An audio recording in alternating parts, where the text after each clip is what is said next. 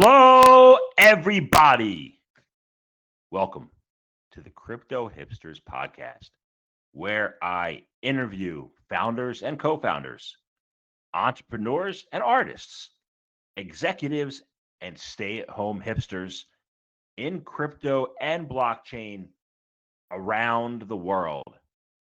And I have an amazing podcast for you today. Let's get to it. And today I have the pleasure and distinct honor, and I think it's going to be a great podcast. My guest is Cyrus Taghehchian from Splyt, SPL period YT, Splyt. Cyrus, welcome today. Hey, thanks, Jamil. Thanks for having me. I'm really excited to be here. Oh, you're welcome. I'm excited about this podcast today. So first question to kick things off is, can you tell us a little bit about your background, and is it a logical background to what you do now? Oh, yeah, absolutely. When I first got introduced to blockchain and its technology, I was like, wow, like my experience had led me to here. So I started my career in collateral obligations and mortgage-backed securities. So I come from a finance background. And that bodes well to the whole trading aspect of cryptocurrencies, understanding that taker maker orders and all that kind of stuff.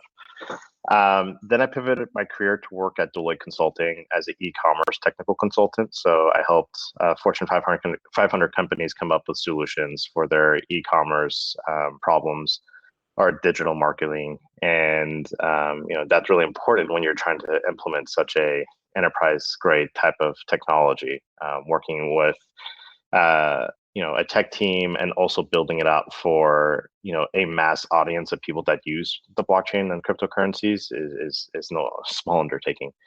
So my experience at Deloitte really prepped me for that.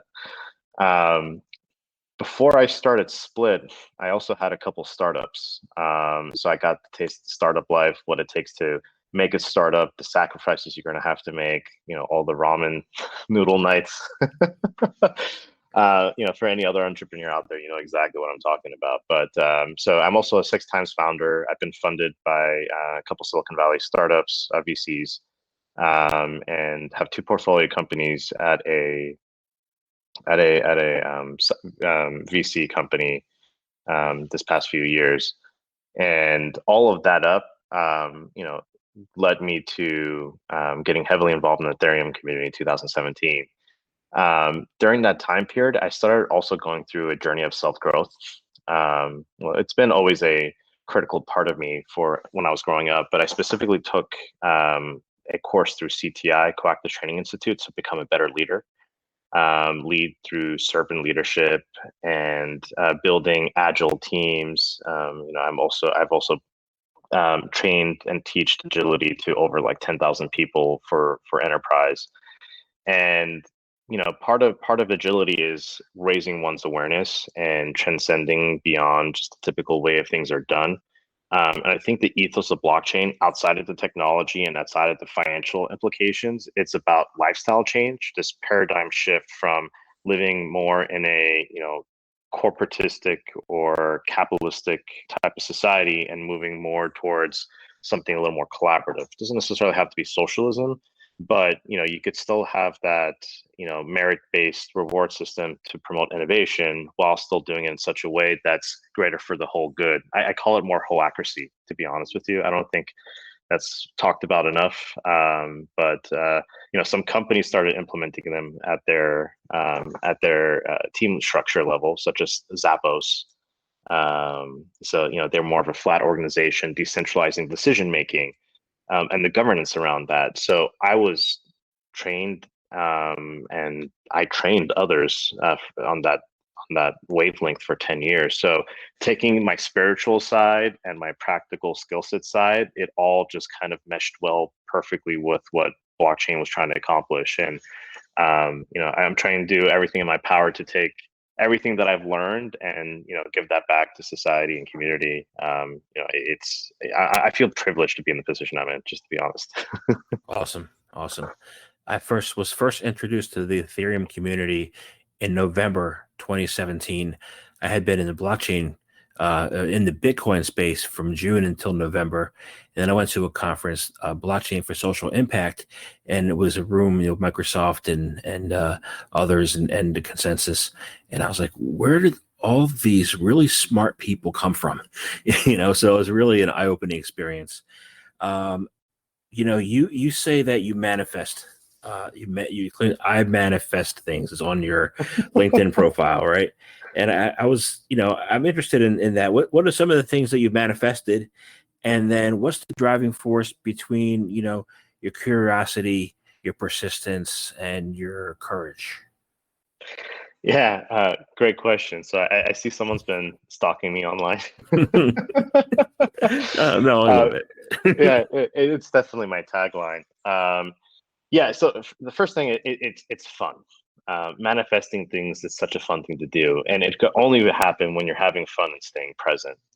It's more about a lifestyle of sensing what's happening rather than seeking, because when you sense, you can learn faster. And once you learn faster, you could, pivot, and each little pivot will give you more information to get you to where you want to be, the manifestation of that thing. And sometimes it's not even a matter of days. It's just a matter of rewiring your subconscious and conscious, and getting into a habit of doing so. And I'll give you some techniques. So for all the listeners out there, there's some really cool things I do that hopefully could help one of you guys out. So, I've manifested this company. That's for one thing. And cool fun fact about Splyt, we really were one of the pioneers of NFTs and the technology. In 2017, we were minting NFTs on Ropsten testnet from the Ethereum community. Before the EIP for the 721 standard was accepted for the ERC 721s in 2018, I think Dieter was the one that put it in, or was the one published on the EIP.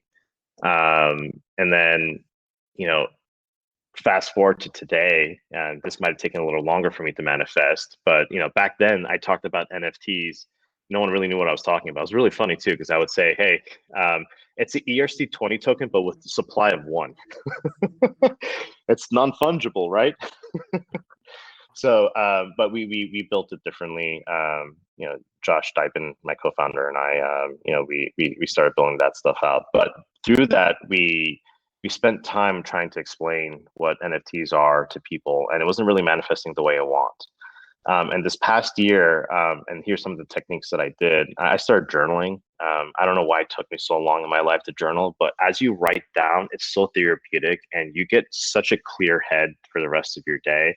So this habit that I picked up this last year started accelerating some of my manifestation, which is NFT technology. I genuinely believe NFTs are even bigger than blockchain in itself. I mean, it is like blockchain is really cool, but the NFT is what's really going to make the difference between how our society is organized and transacts today, where it can in the future.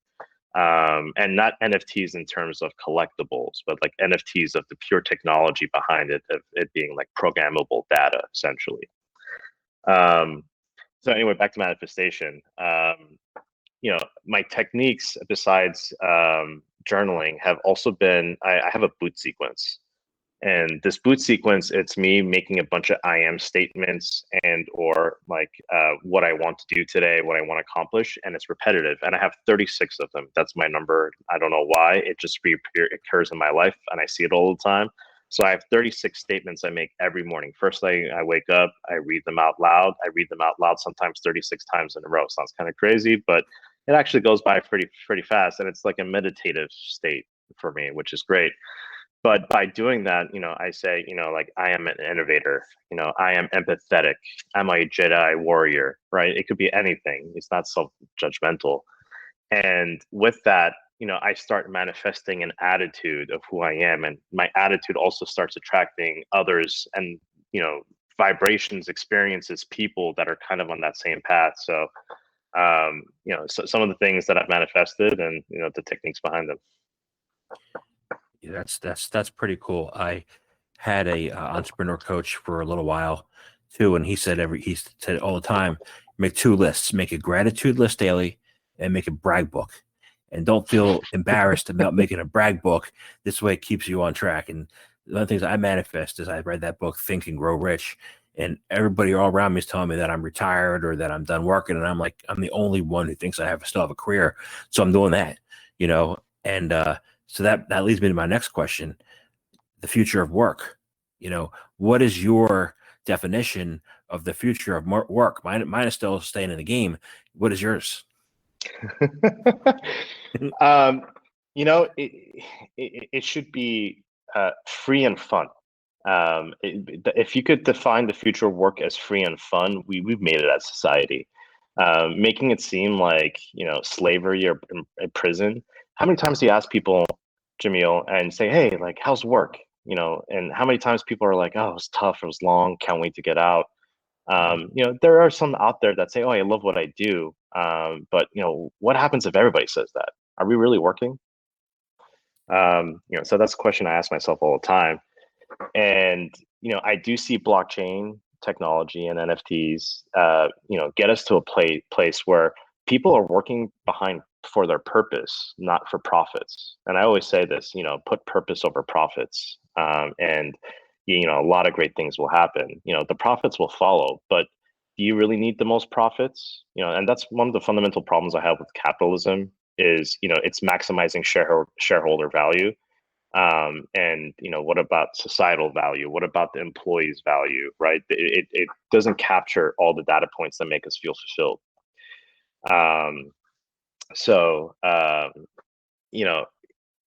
The importance of work in the future isn't for maximizing profits. It's maximizing fulfillment. Fulfillment is a great word. And to me, it's creating a free market where here's a bunch of things that society needs. Here's like a leaderboard or just like a job board, and there is like a price next to it. And whoever wants to wake up during that day to accomplish that task, that could be verified using blockchain technology. And this is super futuristic. I understand that we're not going to get there in like 5 years, but hey, it'll be kind of cool and efficient that anybody could wake up at any time to do what they need to do and what they're passionate about doing. So they're not just doing stuff for work, right? They're doing it because they genuinely care. I love that flexibility. I'm a curious person, so I would love to kind of experiment and do a bunch of different things. But on a more shorter term note, I think the future of work is going to look more around autonomous and decentralized systems, where people have the authority to make decisions on themselves, which means that leadership is going to change. So this whole like micromanager or boss concept is going to start to die out, and the new wave of leadership are going to be coaches or mentors, and their jobs are to elevate people's consciousness, because the battle is not becoming the best in the company. The battle is really just making peace with yourself. And when you're at the place of peace, at a place of zen, you can focus on the task at hand. All those other voices in your head that are doubting you, or anger, or jealousy, keeping up with the Joneses, all of that stuff goes away, and you're just content with who you are. And when you're content with who you are, you bring out your creative resourcefulness out to society. And I want to see that for everybody. Everybody has magic. Everybody has something so special. And coming to a place where they could just feel safe and secure, have that psychological safety just to be themselves, and not feel like they're doing something because society tells them to do, or Instagram tells them to do, or they want to keep up with the Instagrammers. That's a place of beauty. And I feel like, we are on the path of that. And I think the future of work is tied into that. I love that. I've been doing this podcast now for a few weeks, and I love what I do. When I wrote my book, I wrote a book and published it in October, and then I sent it to an old professor, and he said, "Well, your corporate career ended." And I'm like, I'm 49 years old. I plan to work for the next 30 years, and I want to love what I do, Yeah. and I think that's important. So I love that you said that, and I love that you care deeply about that. And I know something else that you care deeply about is, youth privilege. So youth privilege, equality, and sustainability. And so to pivot to that, what have you been your greatest achievements there, and as well as some of your current initiatives you're involved in?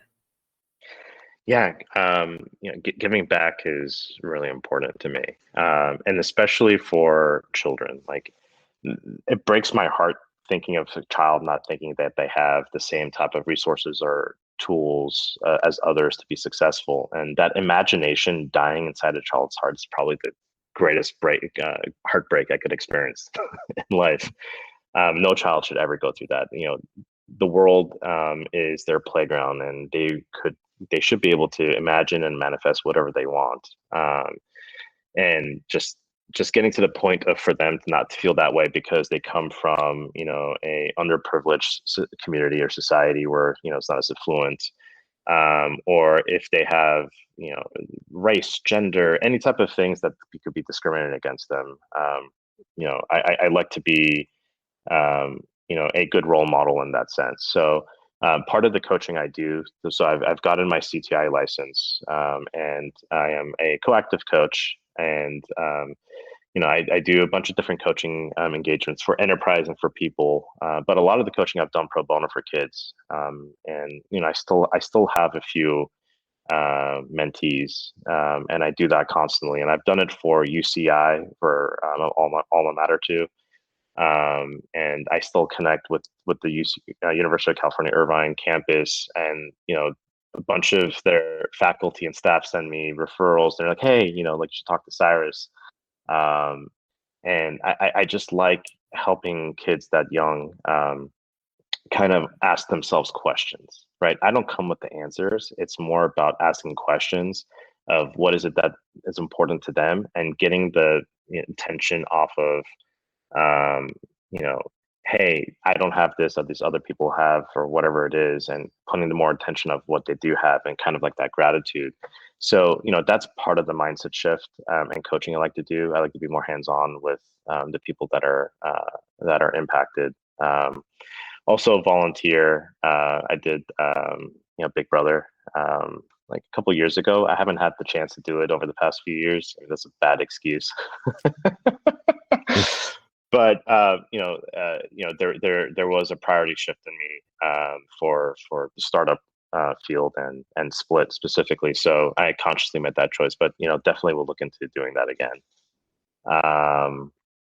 And I guess my greatest achievement, I mean, it's really hard to say greatest achievement because it's really impacting kids' lives, and you can't say one is better than the other. I mean, to me, they're all equal, and they should have an equal chance. But the one I got to see the most was my own sister, Ava. I'm 15 years older than her. Pretty interesting brother sister dynamic there.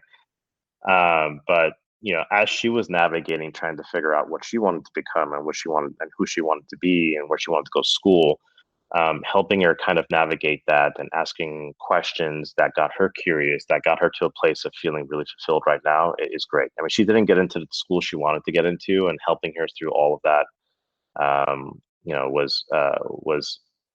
was a great thing, especially coming from our family, and all that kind of stuff. So it was good to see she got a fair shot, and at least she thought she had a fair shot, and she did have a fair shot, and she did get to a place where she felt great about herself and where she was, and staying present. That type of stuff. I like to help out in any way as possible, and kind of similar to what Splyt's built. Like, one of the things that frustrate me is exploitation of power. Just because you have the power doesn't mean you should exploit it, right, or use it. And decentralization combats that to a certain degree, and that's why I'm here and do what I do. Awesome. So when I want to use that word exploitation, right?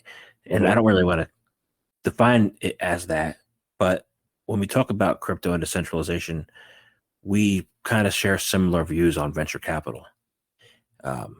Specifically exit strategies versus build strategies. You and I both come from a tech background.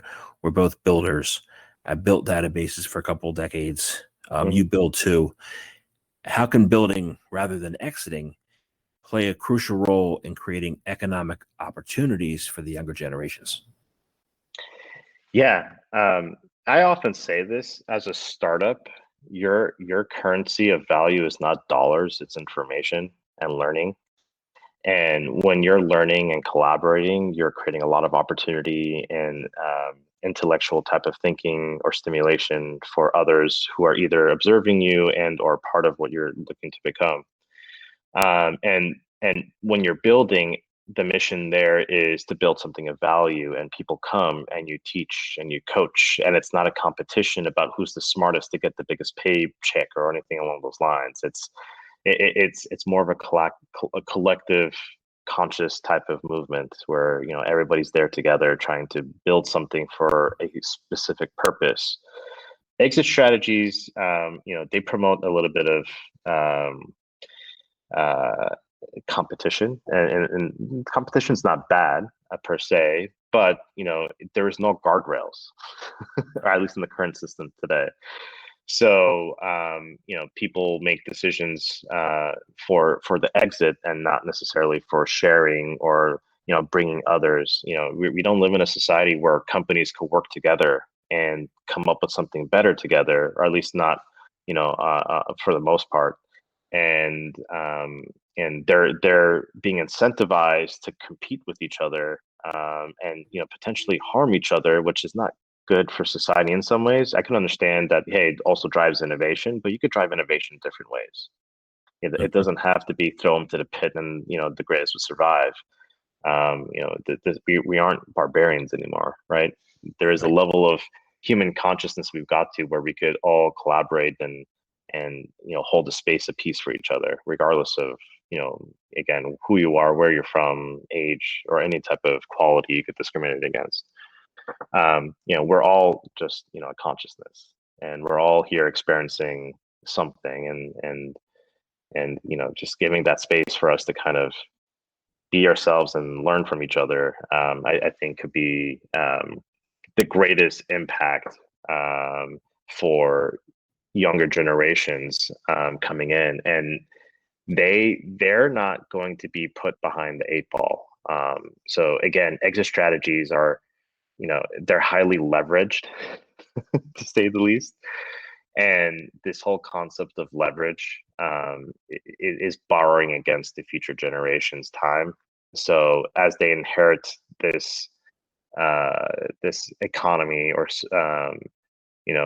economic situation, they're in debt, it's going in a certain direction, and it's kind of becoming a prison, really. Like, we got to do more just to kind of keep the economy going, keep GDP high. And again, I think those are wrong questions to ask as a society. It's like, hey, are we thriving and succeeding because there a lot of wealth is concentrated into a few percent, or it's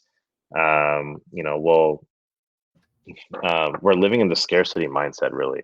And I think that's what exit strategies promote. And we're going to make this simple. And then I feel like if we live in a more of a build mentality, we're more in a abundance mindset, because there's so many different opportunities available of building. There's so many different ways to solve it. And when you're trying to do that vibration off of each other, creates some of a competition, but it's also healthy in a way that we're coming up with different solutions. And look, there might be 2 or 3 solutions that might be great and optimized for different use cases, which was often what I say about what's the best blockchain out there, what's better than Ethereum. I'm like, why can't 2 exist at the same time? One's good for one thing and another one's good for another, and you have choice and option. And so I do feel like we need to give an opportunity for younger generations, and this whole mentality of it's too big to fail, let's bail out all these people. And I'm just like, why? They put themselves in a shithole in the first place. Why would you want to keep on promoting that type of behavior? And it's preventing other younger people. Yeah, maybe we're younger, but we get discriminated against all the time too. Yeah, you're just a young kid, you don't know what you're doing. I'm so much older. I mean, that also boils my blood. So I try to create a safe environment for the people I work with, and let's talk about your feelings, your thoughts, and what you want to do, and experiment and fail. And that's another thing that exit strategies don't have any type of buffer for, is failing, right? You got the exit and you did it great and you made us money, or you failed, right? but failing is part of the process. It brings this little bit of this vulnerability, which, is humbling, and you fail a couple times, and then you finally get to building a product, and that whole process is so rewarding. I love it, and it goes beyond just making money or anything. It's about the person in itself too, and what they experience and how they shape themselves, for the rest of their lives. No, well, you mentioned too big to fail there, and I spent a good part of my corporate career at AIG repaying that $180 billion to the U.S. taxpayer. And then you watch during the last half of the 2010 decade, executives will come in and drive the companies into the ground and make $50 million in bonuses for doing that, while everybody else my age bracket got thrown out of corporate America and told they were too lazy to come back. I see blockchain as the opportunity to rebuild. Yeah, absolutely. And I'll say one more thing. Splyt Core Foundation, and a lot of the companies that I want to found going forward are going to be nonprofits. So Splyt is a nonprofit. It's really like I'm building it for the purpose, and there's an economic return some way somehow that I'll be getting out of this. But that's not the main driver. To me, it's like, do I live in the house I want to live in right now? Yeah. Do I drive the car I want? Yeah. Like, do I want a better car out there? Not really. But like, I have what I have, and I'm content with it. If I want to fly, maybe I like to fly first class. And that might sound a little snooty, but hey, that's just one of those things I like to travel. If I spent a lot of time on a plane, like I'd rather feel a little more comfortable there. But as long as I can live within my means of a lifestyle that I pick, whatever it's 5,000, 10,000, 15,000, whatever. I don't care if I have $5, 5,000, or 5 million in my account. It's like, can I live the lifestyle I want? Am I in the present? Do I feel happy? Do I feel fulfilled? Am I doing what I want? That's great. And it's irrelevant the rest of, how much money I have. And that mentality of trying to hoard money creates stagnation. And that stagnation of money flow then is detrimental to younger generations that don't have access to that type of capital. I mean, like, shit, I would have loved to have $50 million on a company that made negative revenue like Jeff Bezos did back, 20 years ago. That's unheard of today, really. Silicon Valley, there's still select few that they fund. Again, I'm scratching my head as to the fundamentals behind some of these investments. But yeah, like I feel like companies should be a nonprofit. Nonprofits could still make money, but you don't need to maximize shareholder value. We should maximize user value, which are the users of the system or the people that are going to be using the system. And if you make a good amount of money from there too, that's great. So it's a non-zero sum game. Everybody could win. And I feel like nonprofits are structured that way, that the incentives of leadership aren't to maximize shareholder profits. It's to do what's best for the community members. So B Corps are becoming really popular. I've always been fascinated by them. It's like a corporation, but it's a charter that says, hey, I'll also let even though I want to maximize shareholder profit, it won't be my number one priority. It's going to be a cause that I care about. A random company that's B Corp, and when I looked them up, it was Ben and Jerry's. Really? Yeah, they could save money based on some of the ingredients and stuff they do, but they're like, no, we don't want to do that. We don't want to maximize our profits, even though we can. We want to build the best ice cream that we know how, and we'll really pay. nice. Yeah, it is. I love it. Fish food's my favorite. You said a couple words there. You said user experience and you said stagnation. We both in common, we have Agile and Scrum experience, among others, some stuff in technology. How do these tech backgrounds play a major role in creating the NFTs as commodities on what Splyt focuses on as a business? Yeah. Technology it's not like someone sat up one day and derived something perfect in its first iteration and said that's what it should look like. It never happens that way. There's so many variables that you don't know, and so many permutations of things that could happen, and different roles and personas of people. It's really impossible for one person just to derive that over a night or a week or a month even. So this concept of iterative development constantly learning, constantly failing will get you to, the end product that you're trying to build much faster. And part of that also, it's even though you're failing a lot, your quality is increasing, which is kind of it doesn't sound intuitive, but it really is. And I won't get too much into like too technical stuff, but like one of my favorite type of development techniques is called test-driven development, TDD. So all my teams, it's a really funny story. They're like, hey, let's write this line of code or build this feature. I'm like, all right, let's write the test cases first. They're like, oh, okay, fine. I was like, if you know what you're trying to code against, then you're going to be able to code better. And it's a fair statement. They buy into it. I'm like, okay, great. So they write the test cases. I'm like, all right, run them. And they're like, well, we haven't written a line of code. I was like, yeah, run them. And look, there have been maybe one or two times it didn't fail, but I would say like 99.999% of the time, those test cases would fail. And there'll be this big red marker against the test case. And the developer's like, hey, that's annoying me now. I'm going to like code this to make sure those go green. So it's baked into quality, but as we're testing and as we're going through this and as we're writing code, we're constantly failing. So, but by constantly failing, and we know we're failing, doing the verifications of why we failed is also increasing our quality, building better test cases. So sometimes those test cases change as we're learning. But if I wrote those test cases after I wrote the feature, I run out of time. I gotta cut quality, and that's usually the first thing that happens.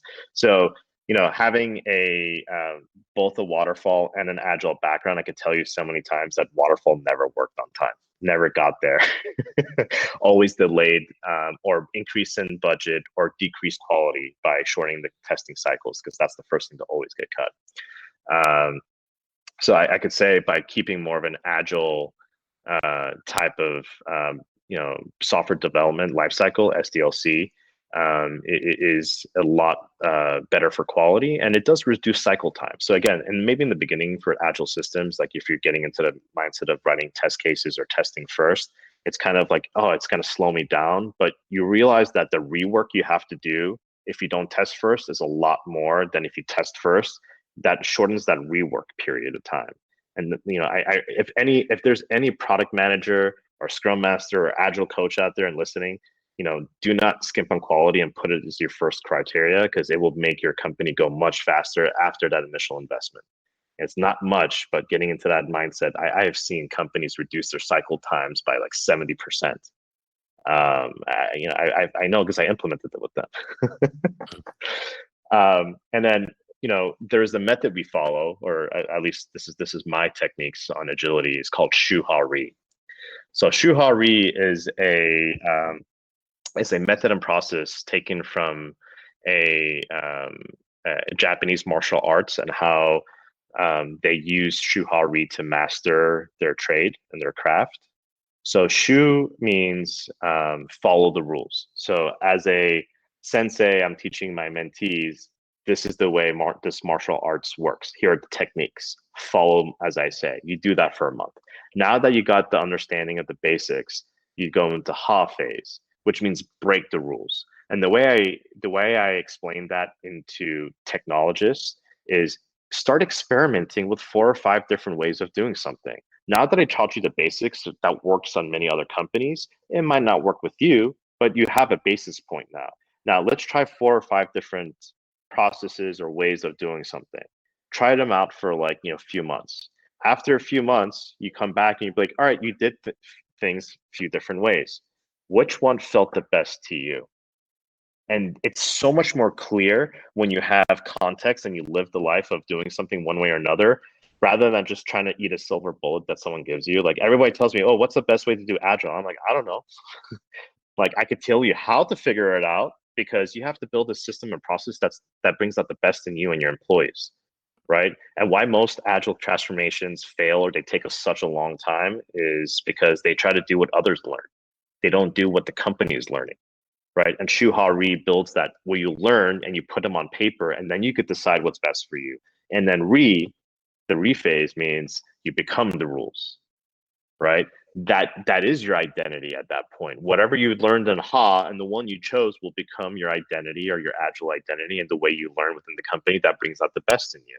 And the cool thing about the Shu-Ha-Ri process, it's also cyclical or iterative. Like like life, the circle of life, or like Agile, like Scrum or Kanban. They're all iterative, and from there, your re will turn into your shoe, right? Because you've done it for so long, and then all of a sudden you're like, hey, I'm stagnant, I'm not growing. All right, well, let me go back into the ha phase and experiment on like 4 or 5 different ways to do the same thing and see where I'm at that point. So if we could get into that habit of thinking that way, we could bring so much more efficiencies and quality into what we build. And I haven't seen that too often in the blockchain system. And it's really difficult because of the finality of how blockchain systems work. But there are frameworks and there are measures that we could take to building, higher quality code. And with that, it really helped me get to what an NFT was before it even got acknowledged by, like I was saying, in 2018 by the Ethereum Foundation as the ERC 721 standard. I do remember when we started building out the tokenization assets of Splyt, it was, well, the first idea started off with, it's a public ledger. And if everybody has access to this public ledger, then everybody, if I replicated the public ledger as an inventory database and everybody was a public inventory database, that if I made a change on one system, it automatically changed on all others. I was like, oh my God, you could have real-time inventory for the whole entire world. That's phenomenal. But how do you do it, right? So we started building out different methods of doing that using blockchain technology. And one of the ones, like I said, was in ERC20 with a supply of 4. So we were like, hey, did that work? It worked, but we didn't have a lot of the properties we needed to be able to share that transactional data, right? Like quantity, right? Escrowing of the funds for a certain period of time. So we wanted to build in smart contracts within that made it not an ERC20. So if you wanted to take the Shuhari method, I learned ERC20, and that's just the common token on the Ethereum network. And I took that, I was like, all right, that's the rules. Let me start experimenting with this. So I built a couple different variations of what that ERC20 looked like. And every iteration we built with Josh, it got a little bit better and better and better. And then after about a couple months, we're like, which one looks the best? Right? Which one actually worked better as a e-commerce NFT that gives us the most flexibility? And the answer was so clear. It was the specific one we ended up going with, which had sales data. Okay, I'll get into the specifics maybe not now, but in a future podcast. But we built a nested NFT system. It's really cool. They're bonded together, and but if you're interested, you could read it in our white paper on our website. That sounds good. That sounds good. But going through that process, we were able to find what works best for us, and then we made that our standard for how these NFTs should look like, completely customized and optimized for the e-commerce use case. Excellent. The UX is an ongoing issue in the industry. We get in that Interacts podcast too. I want to thank you very much for your time today. I really enjoyed our conversation. And one last question for you is, how can people out there find out more information about you, contact you, or reach your company? How can they do that? Yeah. So my handle is Cyrus, Cyrus, Kind, Kind. Twitter, Instagram, Telegram. I'm all Cyrus Kind. Our website is www.splytcore. Split is spelled with a Y, so it's splytcore.org. Again, we're a nonprofit organization, so stop by. We have a couple papers. Hopefully, you enjoy what you read. Thank you very much. Thanks, Jamil. Take it easy. Too.